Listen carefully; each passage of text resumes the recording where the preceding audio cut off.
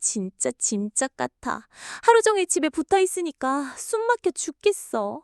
빨리 요양원에 보내버리자. 그 말이 제 귀에 꽂히던 순간 숨이 턱 막혀왔습니다. 제 아들과 며느리의 목소리였죠. 불과 몇 주 전만 해도 어머니, 저희가 평생 효도할게요라며 다정하게 웃던 그들이었는데 지금은 저를 짐짝 취급하며 내다버릴 계획을 세우고 있었습니다. 여보, 이제 됐어. 도장 다 받아냈잖아.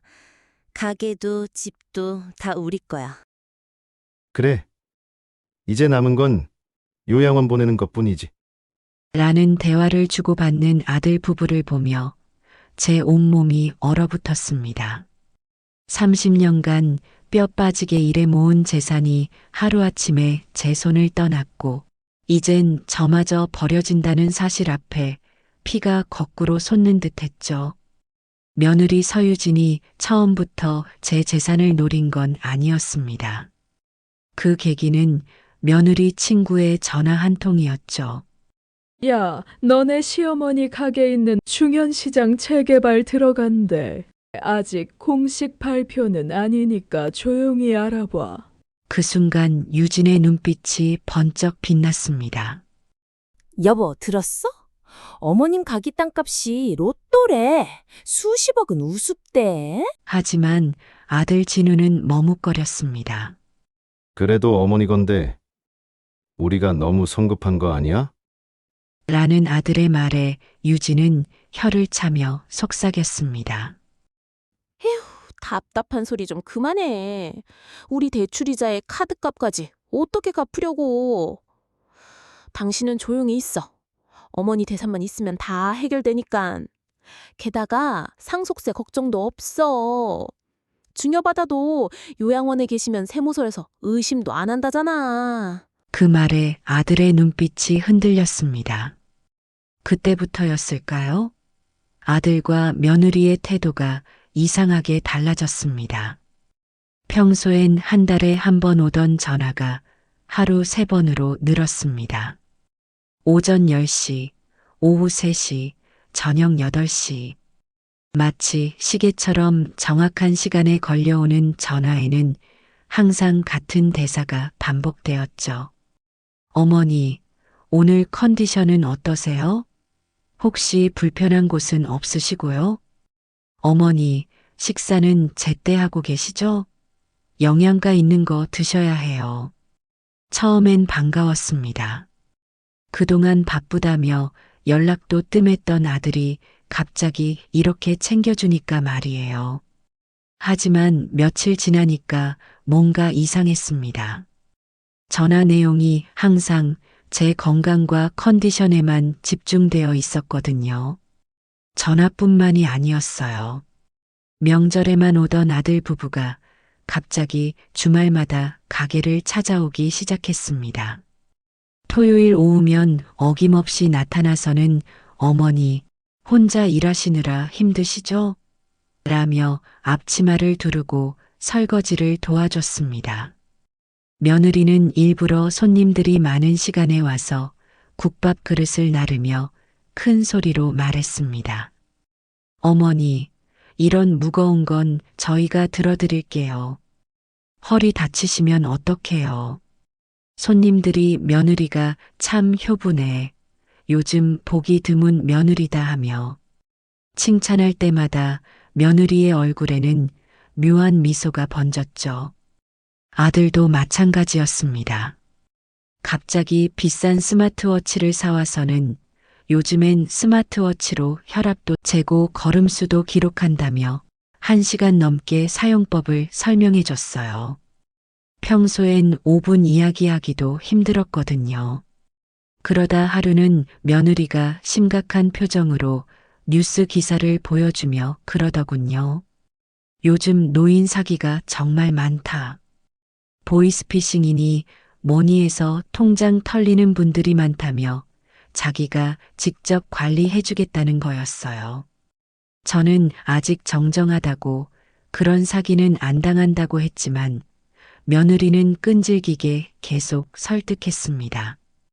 어머니, 사기꾼들이 얼마나 교묘한데요.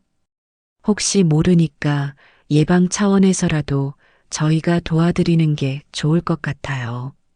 저는 며느리의 말을 에둘러서 거절했지만 제가 그럴수록 아들 부부의 과잉 친절은 더 심해졌어요. 특히 제 손님들 앞에서 심했습니다. 마치 세상에서 가장 효자, 효부인 것처럼 굴더라고요. 어느 날 단골 손님 한 분이 말씀하셨습니다. 사장님, 복 받으셨네요. 아들, 며느리가 저렇게 잘하는 거 보니까 부럽습니다. 요즘 같은 세상에 저런 자식들이 어디 있어요? 또 다른 손님은 우리 집 며느리도 저 며느리 좀 배웠으면 좋겠네요. 시어머니 일까지 도와주고 진짜 효부 중에 효부네요 라고 칭찬했습니다.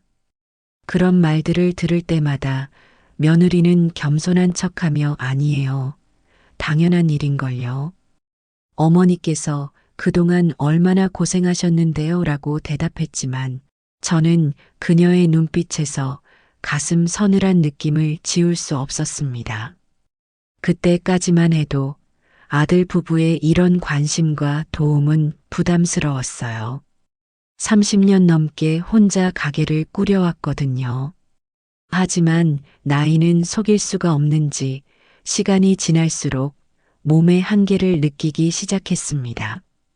새벽 4시에 일어나 국밥 육수를 우리고 재료를 준비하고 오후 2시부터 저녁 10시까지 계속 서서 일하는 게 예전 같지 않았습니다.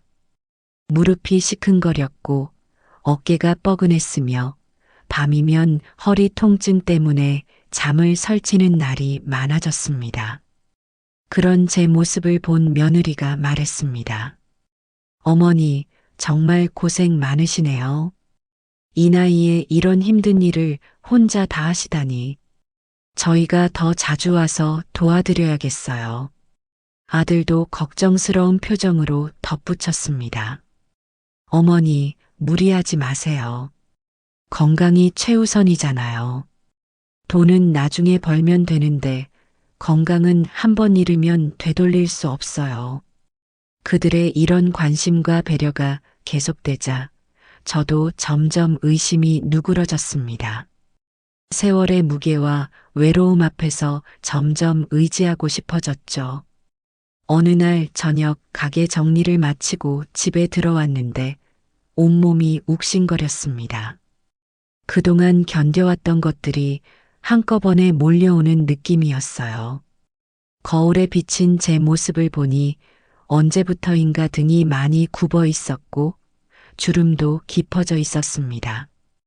그때 문득 생각했습니다. 정말 언제까지 이렇게 혼자 살아야 하나?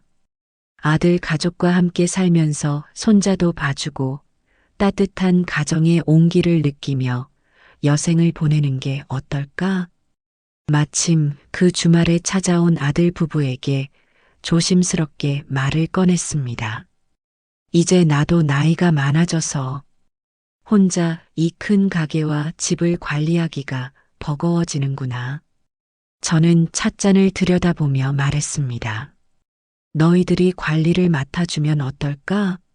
어차피 언젠가는 너희가 물려받을 거잖니. 제 말이 끝나자마자 며느리의 눈이 반짝였습니다. 정말요?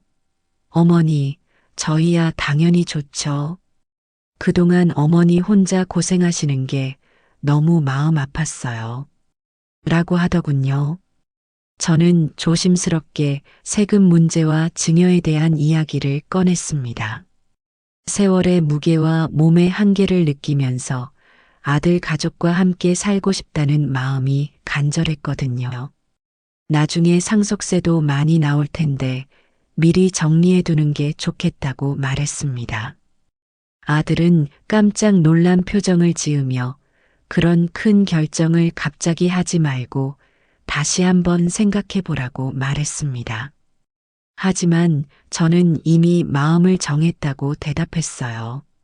증여하고 나서 너희 집에서 같이 살면서 손자도 봐주면 서로에게 좋을 것 같다고 했죠. 그러자 며느리가 눈물을 글썽이며 제 손을 잡았습니다. 진짜 잘 모시겠다며 믿어달라고 했어요. 평생 어머니를 모시겠다고 약속하면서 말이죠. 그 순간 저는 정말 행복했습니다. 이제 외롭지 않게 가족들과 함께 살 수 있을 거라는 기대감에 가슴이 벅찼거든요. 다음 날 변호사 사무실로 바로 갔습니다. 딱딱한 분위기의 사무실에서 변호사는 서류를 펼쳐놓고 차근차근 설명했습니다.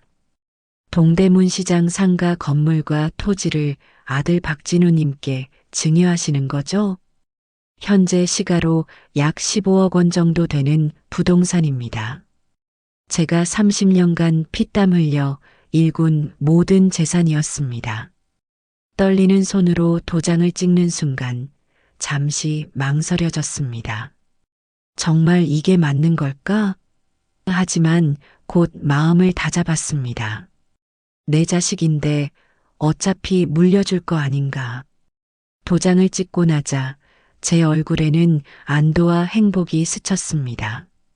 이제 아들 가족과 함께 따뜻한 저녁을 먹고 손자가 태어나면 예쁘게 돌봐주면서 행복한 노후를 보낼 수 있을 거라는 기대감이 가득했죠. 어머니, 정말 감사해요. 저희가 평생 은혜를 잊지 않겠습니다. 아들이 감격의 목소리로 말했습니다. 며느리도 그동안 고생 많으셨다며 눈물을 흘리며 저를 꼭 껴안았습니다. 그때까지만 해도 그것이 제 인생 최악의 선택이 될 줄은 꿈에도 몰랐습니다. 증여가 끝나자 그들의 가면이 서서히 벗겨지기 시작했습니다. 처음 며칠은 그래도 예전과 비슷했습니다. 하지만 일주일이 지나면서 미묘한 변화가 느껴졌어요. 전화 횟수가 줄어들기 시작했습니다. 하루 3번 오던 안부 전화가 하루 1번으로 그것도 점점 형식적으로 바뀌었죠. 어머니, 별일 없으시죠? 그럼 나중에 다시 연락드릴게요. 주말에 오는 것도 뜸해졌습니다. 어머니, 죄송한데 이번 주는 일이 좀 있어서 다음 주에는 꼭 갈게요. 그러다 한 달쯤 지났을 때 며느리가 그러더군요. 어머니, 오늘 종합검진 예약해뒀어요. 새 옷도 준비했으니까 저희랑 같이 다녀와요. 그 말에 저는 아무런 의심 없이 따라 나섰습니다. 그들이 제 건강을 챙겨주는 거라고 생각했으니까요. 하지만 차는 제가 알던 병원과 전혀 다른 길로 향했습니다. 진우야, 병원이 어디길래 이렇게 멀리 가니? 아들은 대답 대신 백미러로 제 눈치를 살폈습니다. 엄마, 요즘엔 외곽에 있는 병원이 더 좋대요. 시설도 최신이고요. 며느리도 뒤돌아보며 어색하게 웃었습니다.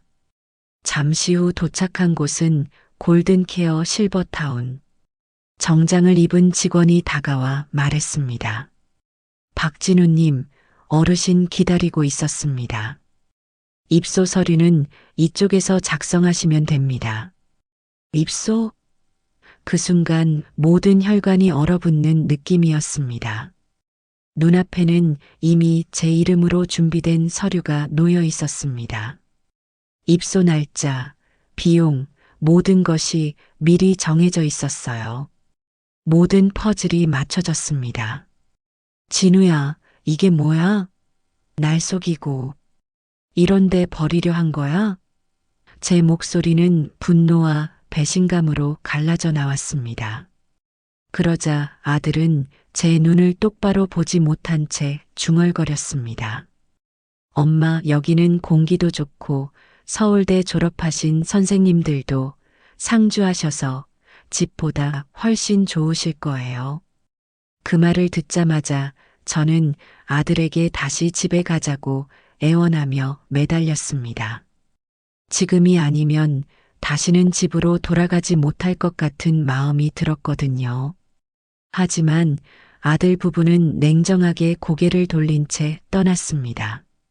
30년간 모든 것을 바쳐 키운 아들이 제가 평생 모은 재산을 가져간 뒤 저를 이렇게 버리고 간 거였습니다. 그날 제 세상이 완전히 무너져 내렸습니다. 하지만 아들 부부는 그날 제가 요양원에서 누굴 만나게 되었을지 까맣게 모르고 있었죠. 요양원 입소 첫 일주일은 하루하루가 지옥 같았습니다. 아들 부부에 대한 분노와 서러움으로 시도 때도 없이 눈물을 흘리며 시간을 보냈습니다. 그러다 주말 오후 조용하던 요양원이 갑자기 시끄러워져서 저도 사람들이 모여 있는 곳으로 갔어요.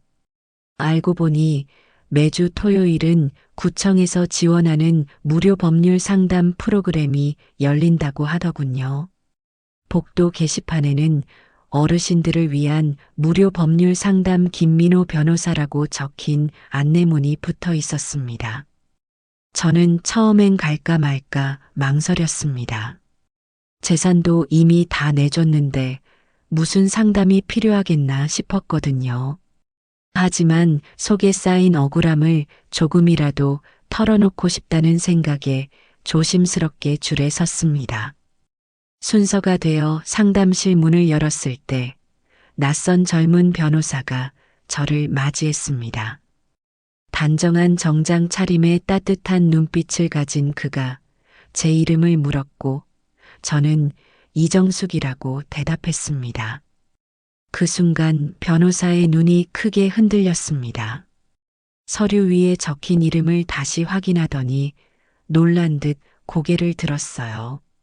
저에게 혹시 예전에 동대문 시장에서 국밥집을 하지 않았냐고 물어보더라고요. 제가 그렇다고 하니 변호사는 자신이 김민호라고 소개했습니다. 30년 전 돈이 없어 며칠씩 굶다가 제 국밥 덕분에 밥 굶지 않고 학교를 무사히 마쳤다던 그 학생이라고 했어요. 그때 매번 그냥 먹여줬던 걸 기억한다면서 말이죠. 순간 제 기억 속에 옛 모습이 겹쳐졌습니다. 허기진 얼굴로 국밥을 들이키던 어린 학생.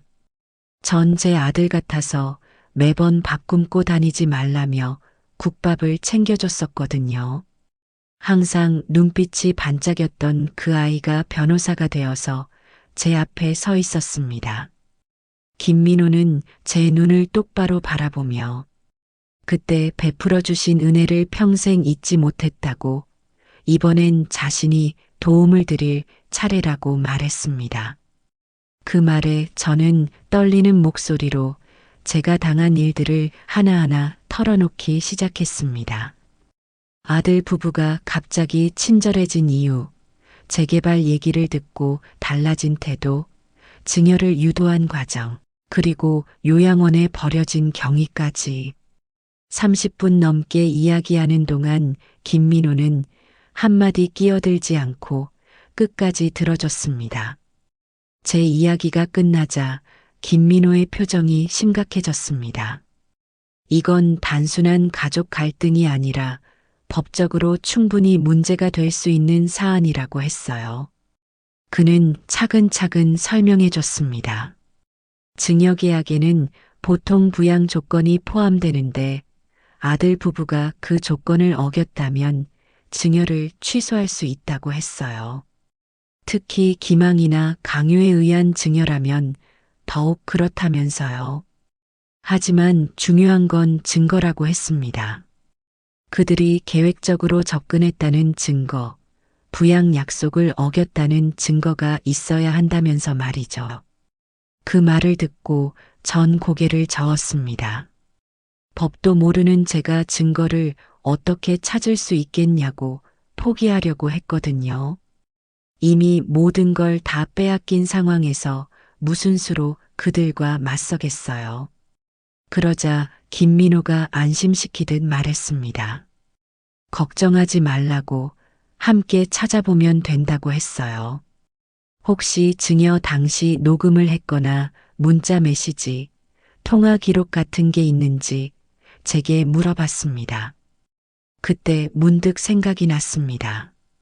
증여 서류에 도장을 찍을 때 왠지 모르게 불안한 마음이 들어서 작은 녹음기를 가방에 넣어뒀던 기억이 말이에요. 30년간 장사를 하면서 터득한 상인의 직감이었죠. 변호사 사무실에서 증여 서류에 도장을 찍을 때 녹음을 해뒀다고 말하자 김민호의 눈이 반짝였습니다. 그게 정말 중요한 증거가 될 수 있다고 했어요. 저는 기억을 더듬어 봤습니다. 아들 부부가 평생 모시겠다고 약속했던 말들, 함께 살면서 손자도 봐달라고 했던 부탁들, 그리고 며느리가 눈물까지 흘리며 했던 거짓 연기들을 김민호에게 다 말했습니다. 김민호는 녹음 증거만으로도 증여 취소는 충분히 가능하다고 했습니다. 하지만 단순히 재산만 되찾는 것으로는 부족하다고 했어요. 어머님이 받으신 정신적 피해에 대한 위자료까지 받으려면 그들이 얼마나 악의적이고 계획적으로 움직였는지 보여주는 추가 증거가 필요하다고 설명했습니다. 특히 부양 의무를 저버리고 어머님의 재산으로 사치 생활을 즐기고 있다는 증거가 있다면 법원에서 더 무거운 책임을 물을 수 있다고 했어요. 단순한 가족 갈등이 아니라 노인을 기망하고 유기한 악질적인 범죄로 봐달라고 판사에게 말할 수 있다고 했어요. 그 말에 저는 어리둥절하며 여기 갇혀 있는 제가 그런 걸 어떻게 알아내겠어요? 라고 반문했습니다. 그러자 김민호는 요즘엔 인터넷에 사람들이 자신의 일상을 일기처럼 올린다고 했습니다. 며느리가 그런 걸 할 가능성이 높다며 찾아보겠다고 했어요. 그는 휴대폰을 꺼내 며느리 이름을 검색하기 시작했습니다. 잠시 후 그의 표정이 굳어졌어요. 화면에는 며느리가 고급 레스토랑에서 찍은 사진들이 가득했습니다. 명품 가방을 들고 환하게 웃는 모습, 1인당 20만 원짜리 프랑스 고급 요리를 자랑하는 게시글들까지. 김민호가 화면을 아래로 내릴 때마다 더 충격적인 내용들이 쏟아져 나왔습니다. 어머님, 이것 좀 보세요. 김민호가 조심스럽게 화면을 돌려 보여줬습니다. 며느리는 강남 유명 피부과에서 사모님 대접을 받고 있다고 자랑하고 있었어요. 한 번에 300만 원짜리 시술이라고 대문짝만하게 써놨더군요. 더 아래로 내리니 아들의 모습도 나왔습니다. 새로 뽑은 독일산 고급 승용차 앞에서 찍은 인증샷에는 드디어 꿈에 그리던 차라는 글이 적혀 있었어요. 그 다음엔 강남의 고급 골프장에서 비싼 골프복을 차려입고 사업가들과 어울리는 모습들이 계속 이어졌습니다. 그 화려한 사진들 아래 아들이 써놓은 열심히 일한 자 즐겨라 라는 문구를 봤을 땐 헛구역질까지 나왔어요. 하지만 지금까지 사진은 아무것도 아니었습니다. 김민호가 더 스크롤을 내리자 정말 피를 토하고 싶었어요. 며느리가 자신의 친정 부모님과 함께 제주도 5성급 리조트에서 찍은 가족 사진들을 올렸더군요. 생전 처음 보는 금색 접시에 바닷가재와 각종 해산물과 소고기, 그리고 금빛 라벨지로 감싸진 샴페인까지 먹는 사진이었어요. 그 사진들 속에서 며느리의 친정 부모님은 정말 행복해 보였어요. 해변이 보이는 독채에서 환하게 웃으며 식사하는 모습, 스파에서 마사지를 받는 모습, 온갖 휘황찬란한 대리석과 한눈에 봐도 엄청 비싸 보이는 소품들로 가득 찬 스위트룸에서 찍은 인증 사진까지 올려놨습니다. 그걸 보는 순간 제 가슴이 찢기다 못해 차라리 제 손으로 찢고 싶었습니다.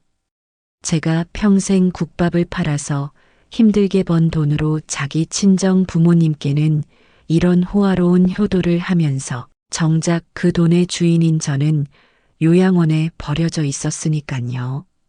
하지만 며느리가 올린 마지막 게시글을 보고 전 마음을 굳게 먹기로 했습니다.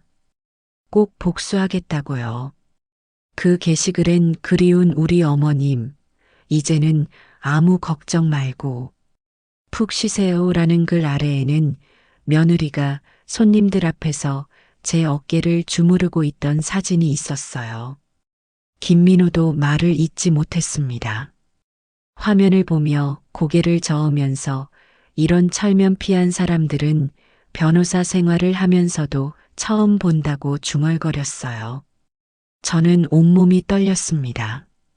분노와 배신감, 그리고 말로 표현할 수 없는 서러움이 한꺼번에 밀려왔어요.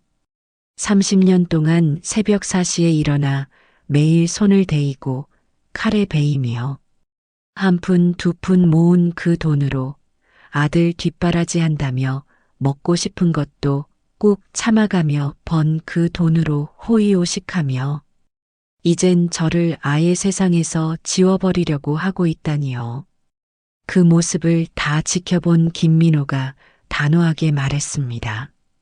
이거면 충분하다고, 이들이 얼마나 계획적으로 움직였는지, 부양 의무를 어떻게 저버렸는지 명확하게 드러난다고 했어요. 여기에 더해 위자료까지 꼭 받아야 한다고 하더군요. 그는 노트북을 꺼내 빠르게 무언가를 정리하기 시작했습니다.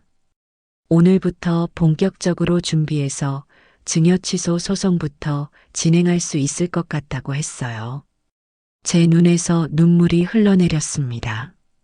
하지만 이번엔 억울함의 눈물이 아니라 절망 속에서 피어난 희망의 눈물이었습니다. 30년 전 제가 베푼 작은 친절이 이렇게 돌아올 줄이야. 정말 세상에 이런 일이 있다니 믿어지지 않았어요. 김민호는 울고 있는 저에게 혼자가 아니라고, 끝까지 도와주겠다고 약속했습니다. 그의 확신에 찬 목소리가 제 마음에 용기를 불어넣어 주었습니다. 김민호는 그날부터 바로 움직이기 시작했습니다. 제가 가져온 녹음 파일을 분석하고 SNS 증거들을 캡처해서 정리했어요. 일주일 만에 증여 취소 및 위자료 청구 소장을 완성했습니다. 어머님, 이제 시작이에요. 저희가 먼저 공격할 차례입니다. 김민호의 확신에 찬 목소리가 제 마음에 용기를 불어넣어 주었습니다. 30년간 당해만 살았던 제가 처음으로 맞서 싸울 수 있게 된 거였어요. 소장이 법원에 접수된 건 그 다음 주 월요일이었습니다. 법원 직원이 아들 부부 집으로 소장을 배달하러 갔다고 김민호가 알려줬어요. 며느리가 문을 열고 소장을 받아든 순간의 표정을 상상해 보니 속이 시원했습니다. 그동안 저를 우습게 봤던 대가를 치를 시간이 온 거죠. 김민호가 전해준 소식에 따르면 며느리는 소장을 보자마자 얼굴이 새하얗게 질렸다고 했어요. 급하게 아들에게 전화를 걸어 집으로 오라고 소리쳤다고 하더군요. 여보, 큰일 났어.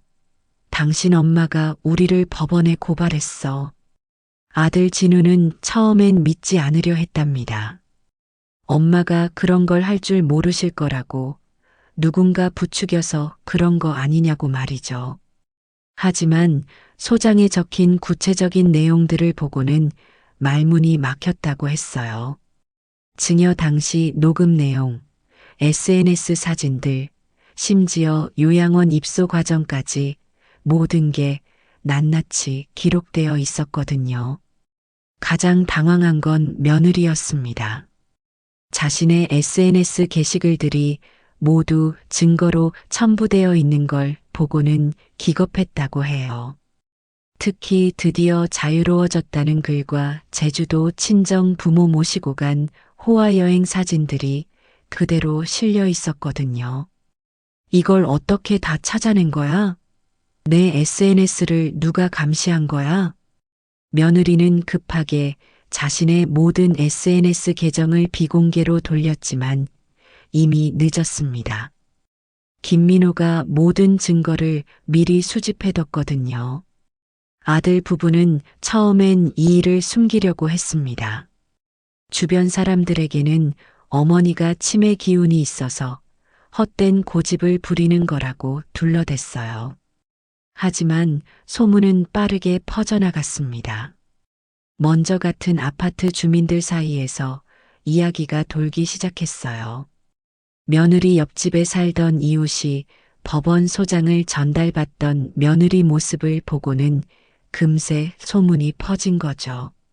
아, 그 집이 시어머니한테 소송당했다던데? 진짜? 무슨 일로? 재산 문제래. 시어머니를 요양원에 보내놓고는 아파트 엘리베이터에서, 마트에서, 아이들 학원 앞에서 어디를 가도 수군거리는 소리가 들렸다고 해요. 며느리는 점점 위축되기 시작했습니다. 평소 자주 가던 카페에 가도 사람들이 힐끗힐끗 쳐다보는 게 느껴진다고 했어요. 동네 맘카페에는 이미 누군가 글을 올렸더라고요. 우리 아파트에 시어머니한테 소송당한 집이 있는데 정말 충격이에요. 요즘 세상에 그런 일이. 댓글들은 대부분 비난 일색이었습니다. 시어머니가 소송까지 한다는 건 정말 심각한 일이 있었다는 뜻 아닌가요? 재산 때문에 그런 거면 정말 폐륜이네요. 부모님 재산 받아놓고 요양원 보내다니. 아들 진우도 회사에서 눈치가 보이기 시작했습니다. 누군가 소문을 들었는지 동료들이 슬금슬금 거리를 두더라고 해요. 점심시간에도 혼자 먹게 되고 회식 자리에서도 어색한 분위기가 흘렀다고 했어요. 하지만 이건 시작에 불과했습니다. 김민호가 지역 언론사에 보도자료를 보낸 건 그 다음 주였어요. 70대 노모 재산 증여 후 요양원 유기당해 소송 제기라는 제목의 기사가 인터넷 뉴스에 올라왔습니다. 물론 제 이름이나 구체적인 신상 정보는 나오지 않았지만 상황 설명만으로도 충분히 충격적이었어요. 기사에는 SNS 사진들도 일부 공개되었습니다. 얼굴은 모자이크 처리했지만 명품 가방과 고급 레스토랑, 제주도 호화여행 사진들이 그대로 드러났죠. 댓글창은 순식간에 분노로 가득 찼습니다. 이런 인간들은 사회에서 매장시켜야 한다. 저런 자식 낳으면 차라리 안 낳느니만 못하다라는 댓글들이 하루 만에 수백 개가 달렸어요. 대부분이 아들 부부를 비난하고 제게 힘내라는 응원의 메시지들이었습니다. 더 큰 파장은 온라인 커뮤니티에서 일어났습니다. 누군가 기사를 퍼가면서 진짜 폐륜아들 근황이라는 제목으로 올린 게시글이 수만 명이 봤어요. 와, 진짜 어이없네. 시어머니 돈으로 벤츠 사고 골프 치고 명품 가방 인증하면서 시어머니는 요양원에 버렸다고? 저 SNS 사진들 보면 진짜 역겹다. 양심이 있나? 이런 애들 때문에 효자법 같은 게 필요한 거구나. 온라인에서 화제가 되자 TV 뉴스에서도 다루기 시작했습니다. 노인 유기 급증, 가족의 배신 특집 방송에서 제 사례가 대표 케이스로 소개되었어요. 방송에 나온 전문가는 이렇게 말했습니다. 최근 부모의 재산을 노리고 접근했다가 목적을 달성하면 방치하는 사례가 늘고 있습니다.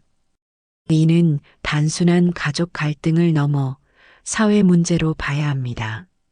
아들 부부는 이제 정말 숨을 곳이 없어졌습니다.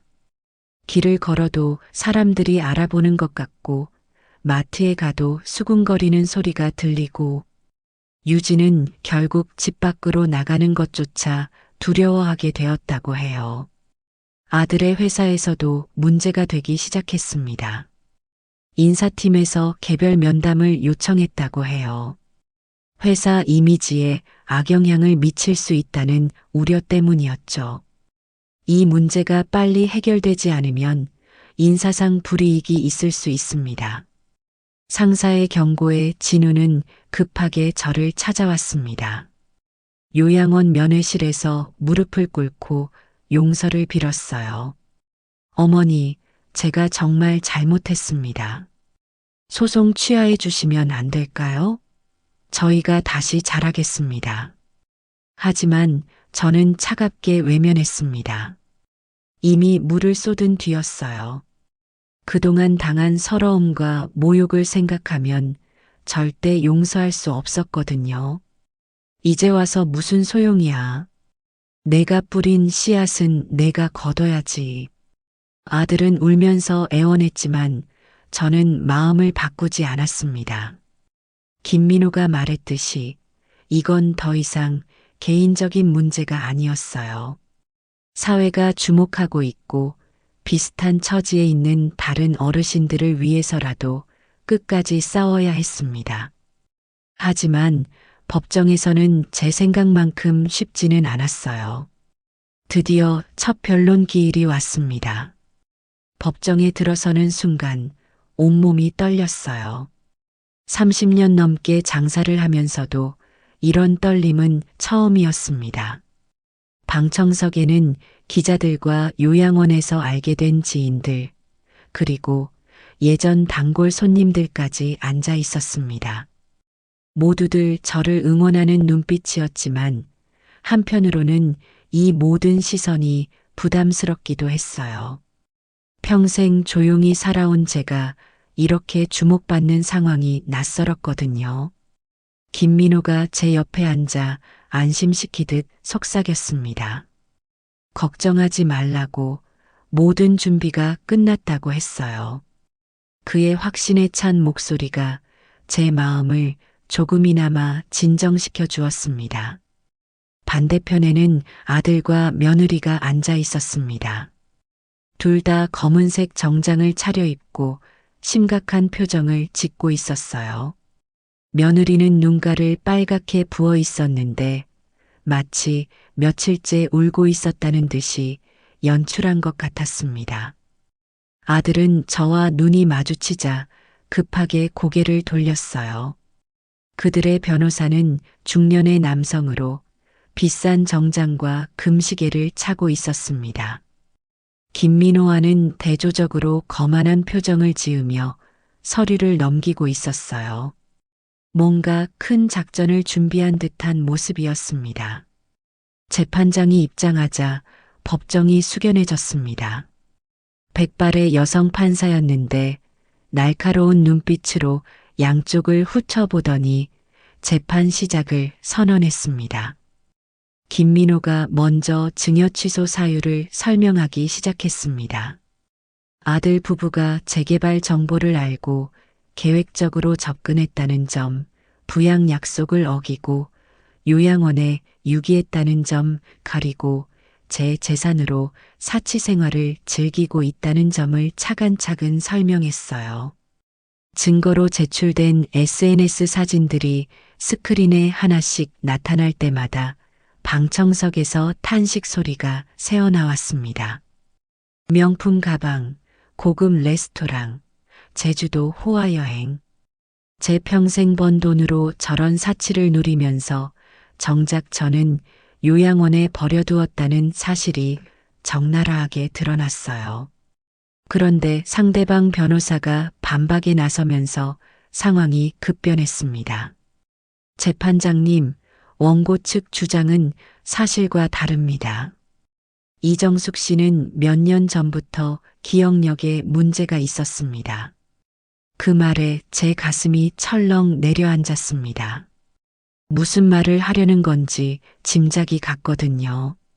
증인으로 나온 아들 박진우 씨의 증언을 들어보시면 알 수 있겠지만 어머님은 같은 말을 반복하시거나 방금 한 대화를 기억하지 못하시는 일이 잦았습니다. 증여 결정도 그런 상태에서 하신 것으로 보입니다. 아들이 증인석에 서자 제 심장이 쿵쾅거렸습니다. 설마 내 아들이 정말 그런 거짓말을 할까? 어머니는 평소에 건망증이 심하셨습니다. 가스레인지를 켜놓고 깜빡하시거나 같은 이야기를 몇 번씩 반복하시는 일이 많았어요. 저희도 걱정이 되어서 요양원을 알아봤던 거지 버리려고 한 게 아닙니다. 제 온몸에 피가 거꾸로 솟는 느낌이었습니다. 내 아들이, 내가 30년간 뼈 빠지게 키운 내 아들이 나를 치매 환자로 몰아가고 있었어요. 그것도 수많은 사람들이 지켜보는 법정에서 말이에요.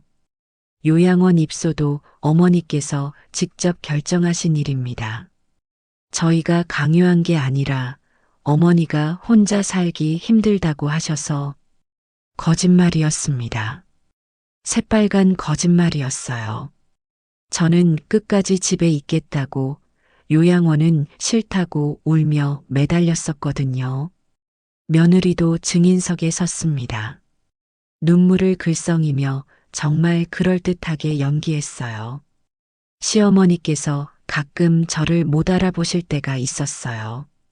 며느리가 누구냐고 물어보시거나 정말 마음이 아팠습니다. 그래서 전문적인 케어를 받으실 수 있는 곳을 찾게 된 거예요. 제 입에서 헛웃음이 나왔습니다. 저를 못 알아본 건 며느리가 아니라 제가 며느리를 못 알아본 거였어요. 갑자기 친절해진 그 가면 뒤에 진짜 모습을 몰라봤다는 뜻이었죠. 상대방 변호사는 더 나아가 정신감정까지 요구했습니다. 재판장님, 원고의 현재 정신 상태에 대한 정확한 판단을 위해 전문의의 정신감정을 요청합니다. 치매 초기 증상이 있는 분의 주장이 과연 유효한지 의문스럽습니다. 그 순간 법정이 조용해졌습니다. 모든 시선이 저에게 쏠렸어요. 마치 정말로 치매 환자인지 확인하려는 듯한 눈빛들이었습니다. 제 안에서 분노가 끓어올랐습니다. 30년간 국밥 하나로 아들을 키우고 재산을 모으고 정정하게 살아온 제가 하루아침에 치매 환자 취급을 받고 있었어요. 그것도 제가 낳고 기른 아들에 의해서 말이에요. 온몸이 떨렸습니다. 억울함과 분노, 그리고 말로 표현할 수 없는 모멸감이 한꺼번에 밀려왔어요. 이런 수치스러운 일이 있을 수 있나 싶었습니다. 방청석에서도 웅성거리는 소리가 들렸습니다. 혹시 정말 할머니가 치매인 건 아닐까 하는 의구심이 피어오르는 것 같았어요. 아무리 아들이 나쁘다고 해도 설마 어머니를 치매라고 거짓말할까 하는 생각이었겠죠. 저는 더 이상 참을 수 없었습니다. 벌떡 일어나서 큰 소리로 말했어요. 내가 치매라면 이렇게 똑똑히 말할 수 있겠느냐? 제 목소리가 법정에 울려 퍼졌습니다. 30년간 장사를 하며 단련된 목소리였어요. 또렷하고 분명했습니다. 나는 70년을 살면서 하루도 정신 놓고 산 적이 없다. 새벽 4시에 일어나 육수를 끓이고 하루 종일 계산하고 손님 상대하면서 단 한 번도 실수한 적이 없어. 판사가 저를 제지하려 했지만 저는 계속 말했습니다. 내 아들이, 내가 평생 키운 내 아들이 나를 미친 사람으로 만들려고 하다니. 이런 치욕이 어디 있느냐? 그때 김민호가 일어섰습니다.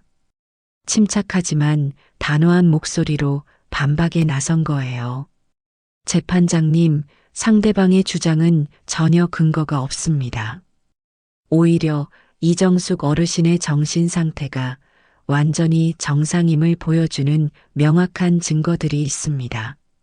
김민호는 증여 당시 녹음 파일을 재생했습니다.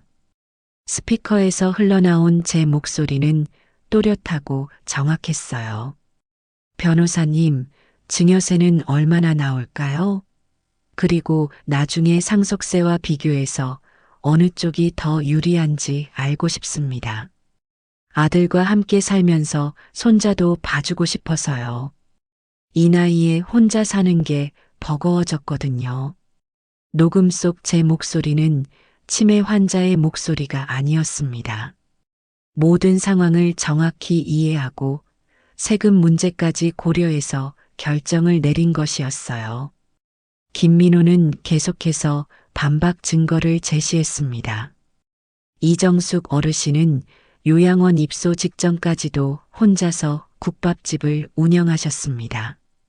매일 새벽 4시에 일어나 육수를 끓이고 재료를 준비하고 손님들을 상대하셨어요. 치매 환자가 그런 복잡한 일을 혼자 해낼 수 있겠습니까? 그리고 단골 손님들의 증인 진술서를 읽기 시작했습니다. 김영수 씨 진술에 따르면 이정숙 사장님은 30년간 단 한 번도 계산을 틀린 적이 없습니다. 복잡한 주문도 메모 없이 정확히 기억하셨고 단골 손님들의 취향까지 모두 외우고 계셨습니다. 박미영 씨 진술도 불과 몇 달 전에도 이정숙 사장님과 시사 이야기를 나눴는데 뉴스도 정확히 기억하시고 판단력도 또렷하셨습니다. 치매라는 건 말이 안 된다고 쓰여 있었죠. 증인 진술이 이어질 때마다 아들과 며느리의 얼굴이 점점 굳어갔습니다. 자신들의 거짓말이 하나씩 무너져가는 것을 느끼고 있었겠죠. 이때 김민호는 결정타를 날렸습니다. 재판장님, 가장 중요한 증거가 있습니다. 피고들이 제출한 증거 중에 모순되는 부분이 있습니다. 스크린에 며느리의 SNS 게시글이 나타났습니다. 이것은 증여 한 달 전에 며느리가 올린 글입니다. 시어머니가 오늘도 손님들과 재미있게 수다 떠시네요. 정말 정정하시고 똑똑하세요라고 적혀 있습니다. 방청석에서 웅성거리는 소리가 커졌습니다. 그런데 오늘 법정에서는 같은 며느리가 시어머니를 치매 환자라고 주장하고 있습니다. 불과 몇 달 사이에 이렇게 상반된 주장을 하는 이유가 무엇입니까? 며느리의 얼굴이 새하얗게 변했습니다. 자신이 올린 글이 오히려 독이 되어 돌아온 거였어요. 김민호는 더 많은 SNS 증거들을 제시했습니다.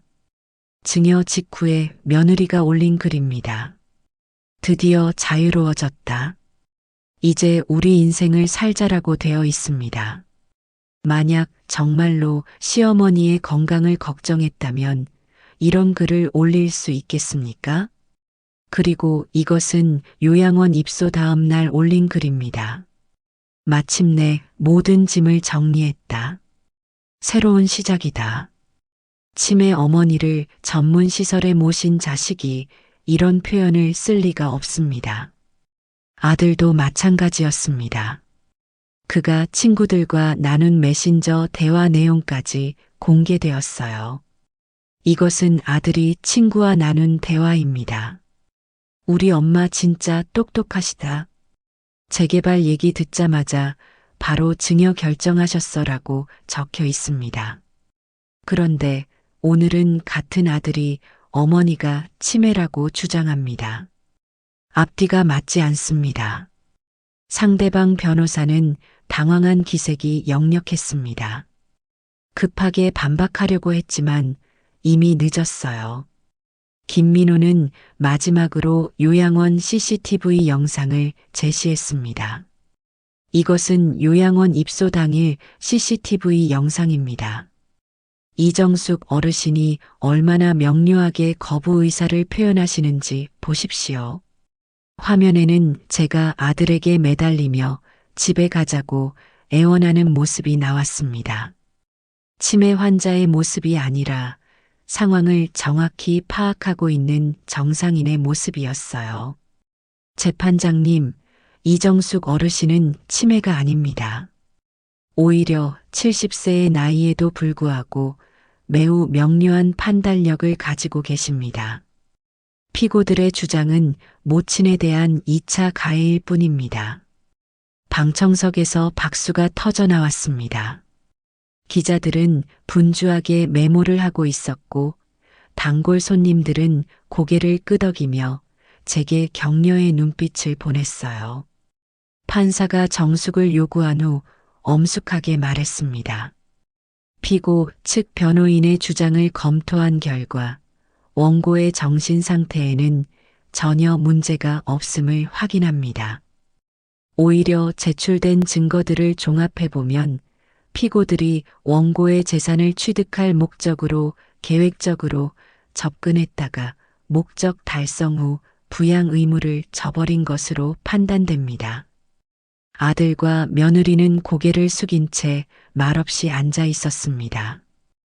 더 이상 변명할 여지가 없었거든요. 이 사건은 단순한 가족 간 재산 분쟁이 아닙니다. 노모를 기망하고 유기한 중대한 사안으로 사회 전체가 주목하고 있는 문제입니다. 판사의 목소리에는 분노가 섞여 있었습니다. 특히 피고들이 오늘 법정에서 원고를 치매 환자로 몰아간 행위는 모친에 대한 심각한 모독이며 이는 그들의 진정한 인격을 보여주는 대목입니다. 제 눈에서 눈물이 흘러내렸습니다. 하지만 이번엔 기쁨의 눈물이었어요. 마침내 정의가 제 편에 서 있다는 것을 느꼈거든요. 따라서 본 재판부는 원고의 청구를 인용하여 증여계약을 취소하고 피고들에게 위자료 5천만 원을 지급하라고 판결합니다. 법정이 떠들썩해졌습니다.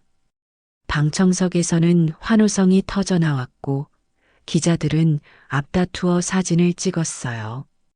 아들과 며느리는 너클 잃은 채 멀뚱히 앉아 있었습니다. 김민호가 제 손을 잡으며 축하했습니다. 30년 전에 그 어린 학생이 이제 제 은인이 되어 있었어요. 재판이 끝나고 법정을 나서면서 저는 마음 깊은 곳에서 우러나오는 안도감을 느꼈습니다.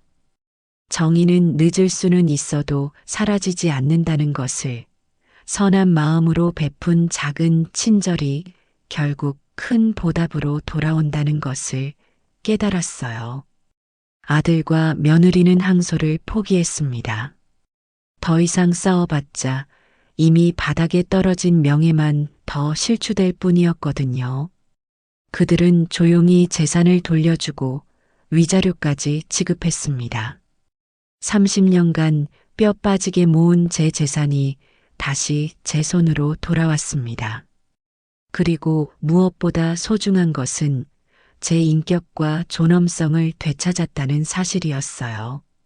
이제 저는 다시 제 삶의 주인이 되었습니다. 아들 부부에게 의지하려던 어리석은 생각은 완전히 접었어요. 혼자서도 충분히 당당하게 살 수 있다는 자신감을 되찾았거든요. 저는 제 재산과 제 존엄을 되찾았습니다.